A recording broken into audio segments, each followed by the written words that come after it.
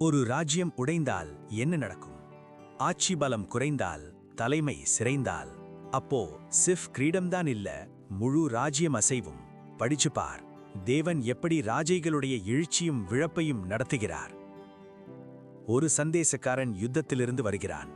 அவன் கொண்டு வரும் செய்தி, சவுல் மற்றும் யோனதான் செத்துப்போயினார்கள். இஸ்ரேலின் ராஜா வீழ்ந்து போயிருக்கிறான். தாவீது இதை கேட்கிறார். அவன் தன் உடையை கிழித்து மிகவும் அழுகிறார். சவுலுக்காகவும் யோனத்தானுக்காகவும் அவன் சந்தோஷம் செய்யவில்லை, விலாப்பம் செய்கிறார். பின்பு தாவீது ஒரு விலாப்ப பாடல் பாடுகிறார்.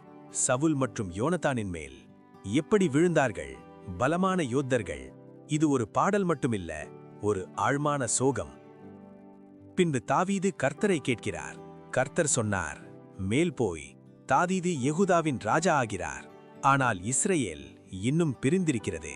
ராஜ்யம் ஆரம்பிக்கிறது, ஆனால் ஒன்றுமில்லை. அப்னேர் இஷ்போஷத்தை ராஜா ஆக்குகிறார். இஸ்ரேல் 2 பகுதியாக பிரிகிறது. சகோதரன் சகோதரனுக்கு எதிராக நிற்கிறான். உள்ளே யுத்தம் ஆரம்பிக்கிறது.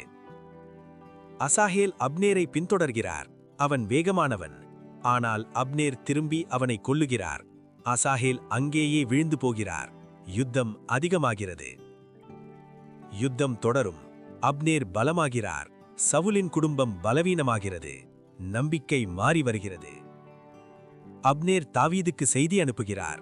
அவர் சமாதானம் தேடுகிறார் மற்றும் சவுலின் வீட்டிலிருந்து விலகுகிறார். ராஜ்யம் மாறி வருகிறது. ஆனால் யோவாப் பதிலளிக்கிறான். அப்னேர் கொல்லப்படுகிறார். இது நீதி அல்ல, பதில். இரத்தம் திரும்ப ஓடுகிறது. தாவீது மறுபடியும் விலாப்பம் செய்கிறார். அப்னேருக்காக அழுகிறார். அவன் கொலையை கொண்டாடிக்கவில்லை, ஒரு நீதியான ராஜா.